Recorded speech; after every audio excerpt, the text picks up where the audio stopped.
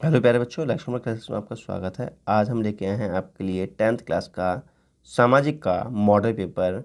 UP board में कैसा paper आता है, ठीक है। समझो 2022 में बिल्कुल ऐसा ही पेपर आपको मिलेगा।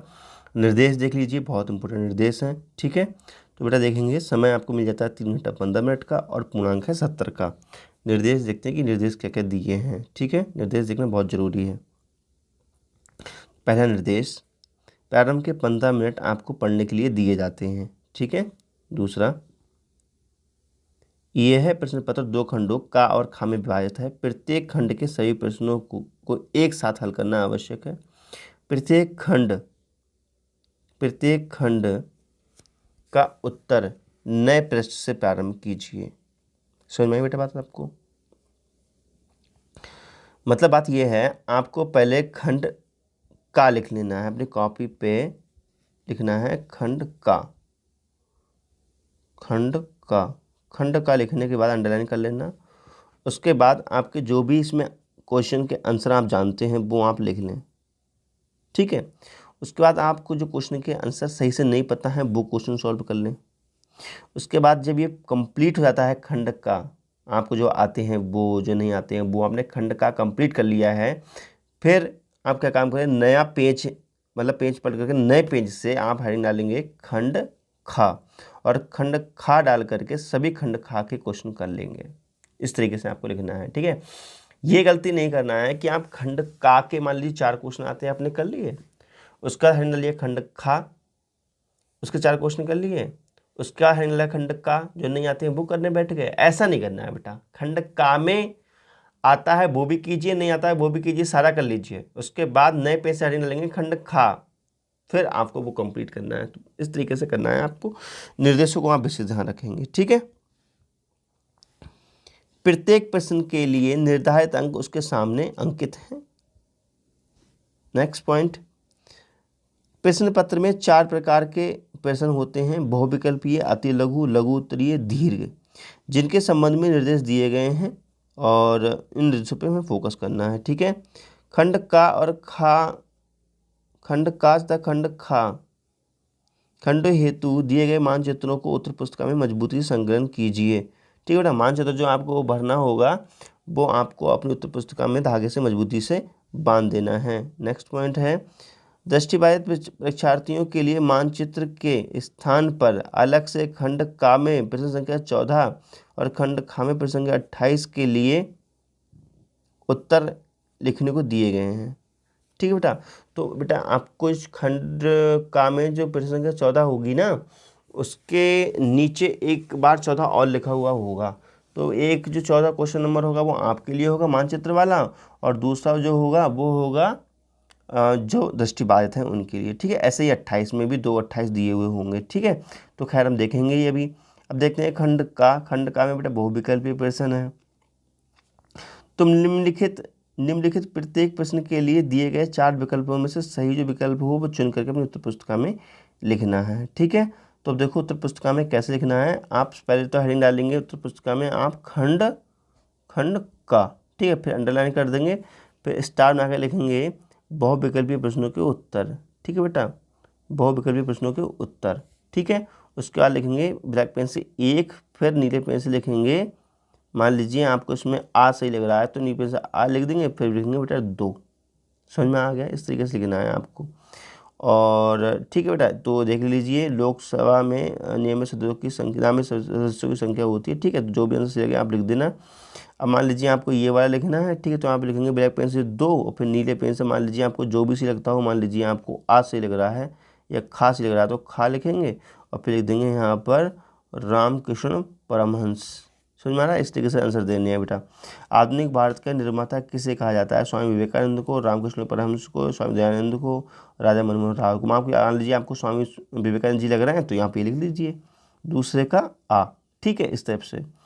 तो किस यूरोप शक्ति ने भारत में सबसे अंत में प्रवेश किया? हॉलैंड, इंग्लैंड, फ्रांस और तुर्ककाल। बेटा मैं आपको एक बात बताऊं, ठीक है, जो भी मैं आपको क्वेश्चन बता रहा हूं ये सभी क्वेश्चन इंपॉर्टेंट है, आप कॉपी में नोट कर लेना और इसके आंसर ढूंढ लेना, ठीक है। सभी इंपॉर्टेंट क्वेश्चनों को मिला करके ये आपको मॉडल पेपर तैयार हुआ है।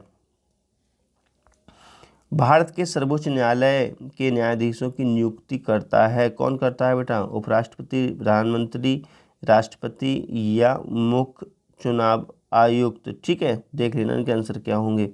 5 में देखते हैं, निम्नलिखित में से गुट निरपेक्ष आंदोलन का अग्रदूत कौन था? ठीक है, देख लेना इनके आंसर क्या है बेटा। 6 देखते हैं, अमेरिका में स्वतंत्रता दिवस कब मनाया जाता है? ठीक है, देख लेने का आंसर। बेटा एक बात बताऊँ मैं आप लोगों के लिए, इसमें जो ऑब्जेक्टिव क्वेश्चन है वो 6 आते हैं, उसके बाद आपके अति लघु स्टार्ट हो जाते हैं। ठीक है, और जैसे अति लघु स्टार्ट होंगे फिर आप हेड डालेंगे ब्लैक पेन से, नीले पेन से, ऐसे ब्लैक पेन से लिखना है आपको, और फिर लिखना है आपको अति लघु प्रश्नों के उत्तर। ठीक है, फिर अंडरलाइन कर देना है। फिर आप इसमें नीचे लिखना है प्रश्न संख्या 7 का उत्तर, प्रश्न संख्या 7 का उत्तर। फिर अब 7 में आप लिखना स्टार्ट कर देंगे उत्तर। ठीक है, तो 7वां क्वेश्चन क्या है? भारत के संघीय कार्यपालिका के संवैधानिक एवं वास्तविक प्रधानों के नाम लिखिए। 8वां है, यूरोप में औद्योगिक क्रांति के 2 कारण बताइए बेटा। ठीक है, तो इसमें क्रांति के बारे में लिखना है, औद्योगिक क्रांति के बारे में। 9वां क्वेश्चन है, इसमें 9वां क्वेश्चन है, भारत के उन 4 राज्यों के नाम लिखिए जो पाकिस्तान की सीमा से स्पर्श करते हैं। ठीक है, तो नेक्स्ट है, संघीय केंद्रीय मंत्रिपरिषद के 3 प्रमुख कार्य लिखिए। बेटा देखो, अगर 3 अंक का क्वेश्चन है तो उसको कम से कम 6 लाइनों में आपको नंबर 6 लाइनों में आंसर देना होगा। ठीक है, तो 3 बारे में 6 लाइनों में देने की कोशिश करना। 6 या 5 में, भारतीय विदेश नीति के आधारभूत सिद्धांतों का उल्लेख कीजिए। परिवार न्यायालय के पक्ष में आने वाले तर्क दीजिए।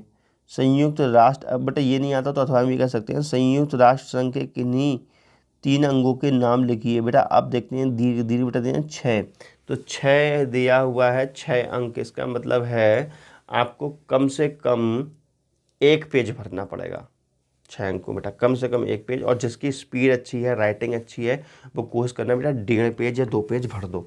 लेकिन हाँ, ये वही बच्चे कर पाएंगे जो टॉपर हैं। टॉपर बच्चे जो हैं इनकी स्पीड ज़्यादा है, वो 1.5 से 2 पेज भरने की कोशिश करना। ठीक है, और ध्यान देना कि जो लॉन्ग आंसर होते हैं ना, उनमें कथा लिखने की कोशिश मत करना, ज़्यादा ज़्यादा हेडिंग डालने की कोशिश करना। और हेडिंग अगर नहीं बननी है तो पॉइंट बना बना के लिखना है, पॉइंट बना बना करके। ठीक है, मेरी बात को ध्यान रखना, अच्छे अंक मिलेंगे बहुत ज़्यादा आपको। ये नहीं आता तो बेटा अथवा वाला कर सकते हैं। अखिल भारतीय राष्ट्रीय कांग्रेस की स्थापना कब और कहाँ हुई? इसके 3 मुख्य उद्देश्य बताओ। गांधी जी द्वारा संचालित 3 प्रमुख आंदोलनों के नाम लिखिए। उनके अंतिम आंदोलन का विस्तार से वर्णन कीजिए।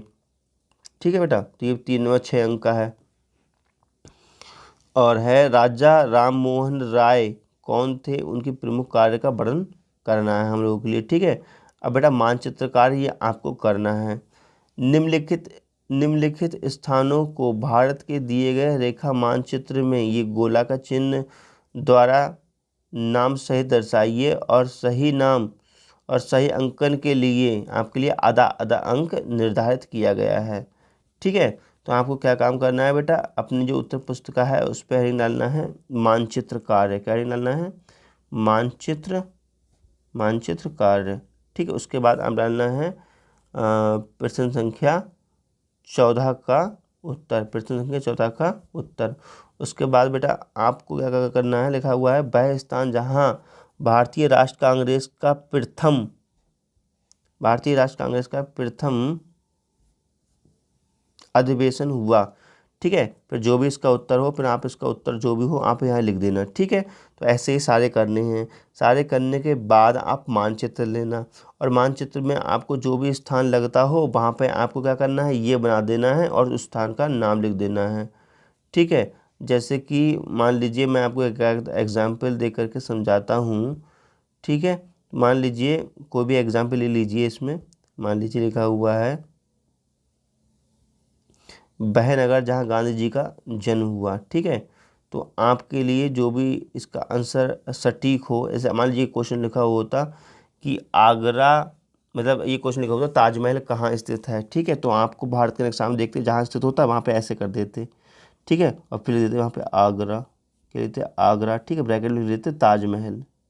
ठीक है, ताजमहल। ठीक है, समझ में आ रहा है? ऐसे करना है आपको। ठीक है, तो अगर नेक्स्ट क्वेश्चन देखते हैं बेटा। अब देखो, अब इसके नीचे लिखा हुआ है केवल दृष्टिबाधित परीक्षार्थियों के लिए प्रश्न संख्या 14 के मानचित्र के विकल्प के रूप में। अगर बेटा आपको 14 में नहीं आ रहा है क्वेश्चन तो भी आपको वही करना है। ये जो इसका अथवा में दिया हुआ है ये केवल उन लोगों के लिए दिया हुआ है जिसकी आंखों में समस्या है, जो पढ़ नहीं सकते, दृष्टिबाधित हैं। ठीक है, तो जिन लोगों की आंखों में प्रॉब्लम है वो वाला ये वाला करेंगे। ठीक है, आपको ये नहीं करना है 14 का अथवा वाला। ठीक, वो वाला करना है आपको। अब देखते हैं बेटा खंड ख।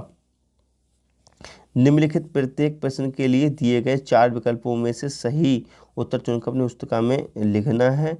तो बेटा खंड खा आप नए पेज से हेडिंग डालेंगे खंड खा, उसके बाद लिखेंगे प्रश्न संख्या, फिर लिखेंगे बेटा क्या लिखेंगे, बहुविकल्पीय प्रश्नों के उत्तर। ठीक है, और उसके बाद क्या करना है, उसके बाद बेटा आपको लिखना है ब्लैक पेन से 15, और 15 में मान लीजिए आपको आ से लिखता है तो नीली पेन से लिखेंगे आ और लिखेंगे 111 करोड़। ठीक है, इस टाइप से आपको लिख देना है जो भी आपको सही लगता हो। ठीक है, इन सबके उत्तर देख लेना गैस पर वगैरह बेटा। ठीक है, लिखा है नीलगिरी पर्वत स्थित है, जहाँ पे भी हो आप लिख देना। ठीक है, तो ये सारे ऑब्जेक्टिव रहे। कन्याकुमारी स्थित है। 4 चाय की खेती के लिए निम्नलिखित में से कौन सी मिट्टी उपयुक्त होती है बेटा, पर्वतीय मिट्टी, लाल मिट्टी, काली मिट्टी या जलोढ़ मिट्टी। ठीक है, तो देख लेना बेटा जो भी आंसर सही हो इनके। निम्नलिखित में से कौन सी भारत की निर्णायक वस्तु है। ठीक है, मतलब भारत की निर्यातक वस्तु है, मतलब निर्यातक का मतलब ये है भारत जो बेचता है। ठीक है, लौह इस्पात, चमड़ा एवं या खाद्य तेल, पेट्रोलियम। ठीक है, तो बेटा देख लेना, मेरे हिसाब से तो इसमें ये होना चाहिए चमड़ा एवं चमड़ा वस्तुएं। ठीक है, देख लेना बेटा जो भी सही हो, इसका मुझे कंफर्म नहीं है इसका उत्तर, आप देख लेना।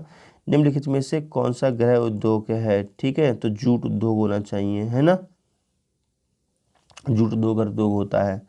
फिर बेटा आप ब्लैक पेन से स्टार बना के लिखिएगा अतिलघु प्रश्नों के उत्तर है। ठीक है, उसके नीचे फिर लिखिएगा नई लाइन से प्रश्न संख्या 21 का उत्तर। ठीक है, वस्तु विनिमय प्रणाली से आप क्या समझते हैं, बहुत इंपॉर्टेंट क्वेश्चन, बहुत बार आया है ये। आर्थिक नियोजन की किन्हीं 2 विशेषताओं के नाम लिखिए, ये भी इंपॉर्टेंट बहुत ज़्यादा है। सार्वजनिक वितरण प्रणाली से आप क्या समझते हैं, स्पष्ट कीजिए, इसके किसी एक लाभ का वर्णन कीजिए। ठीक है बेटा, अब हम डालेंगे लघु उत्तरीय प्रश्नों के उत्तर। जब 3 अंकों में है तो कम से कम 6 इसमें लाइनें भरनी होंगी। पहला है भारत की, मतलब 24 में है, भारत की बढ़ती हुई जनसंख्या के किन्हीं समस्याओं की विवेचना कीजिए। नेक्स्ट है अथवा में इसका जनसंख्या घनत्व को परिभाषित कीजिए तथा जनसंख्या 2011 के अनुसार भारत में जनसंख्या के घनत्व का उल्लेख कीजिए। फिर लिखा है विकासशील देशों के किन्हीं 3 विशेषताओं का वर्णन कीजिए। नेक्स्ट विभिन्न देशों के विकसित एवं विकासशील श्रेणी में बंटने के 3 आधार बिंदुओं को लिखिए। ठीक है, हमारा भारत कैसा है, विकासशील है लेकिन विकसित की तरफ बहुत तेजी से बढ़ रहा है ना। अब बेटा हेडिंग डालेंगे दीर्घ उत्तरीय प्रश्नों के उत्तर। ठीक है, उसका डालेंगे नई लाइन से प्रश्न संख्या 26 का उत्तर। ठीक है, तो बेटा 26 का उत्तर 26 में है क्या, भारत के पूर्वी तटीय मैदान का वर्णन कीजिए, शीर्षकों में कीजिए। क्या क्या बेटा हेडिंग दे रखी है, स्थिति एवं विस्तार। ठीक है, कृषि के लिए महत्व, प्रमुख बंदरगाह। ये नहीं आता तो आप कर सकते हैं भारत के पठारी भाग का वर्णन करना है, निम्नलिखित शीर्षकों के लिए कीजिए, स्थिति एवं विस्तार, भौतिक स्वरूप और जल का प्रभाव। 27 में कृषि निविष्टियों से आप क्या समझते हैं या क्या तात्पर्य है, किन्हीं 5 निविष्टियों के नाम बताइए। आपको ये नहीं आता हो तो हम कर सकते हैं भारत में भूमि सुधार कार्यक्रमों की विवेचना निम्नलिखित शीर्षकों पर कीजिए। ठीक है, तो उद्देश्य और कार्यक्रम। ठीक है बेटा, अब मानचित्रकार देखते हैं 28वां। भारत के दिए गए मानचित्र पर निम्नलिखित को दर्शाइए। ठीक है बेटा, फिर देखना है आपको देखना है सतपुड़ा पर्वत को ऐसे चिन्ह द्वारा नाम सही दर्शाना है बेटा। ठीक है, तो आपको जहाँ पर भी लिखता हो कि सतपुड़ा लिखा हुआ है भारत के अंत वहाँ पर ऐसे डिजाइन बना देना है आपको ऐसे, फिर ब्रैकेट लिखना है उसका स्थान का नाम जो भी हो।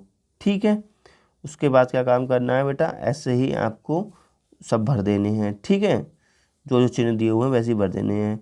और इसके जो 14वां क्वेश्चन, जो 28वां क्वेश्चन है, इसके नीचे दोबारा दिया गया है बेटा, ये दृष्टिबाधित लोगों के लिए, आप लोगों के लिए नहीं है। ठीक है, तो वीडियो कर दीजिए फटाफट लाइक। इंपॉर्टेंट क्वेश्चन आपको चाहिए तो कर दीजिए कमेंट्स, और वीडियो को लाइक कीजिए, चैनल को सब्सक्राइब तो कर लीजिए। ओके।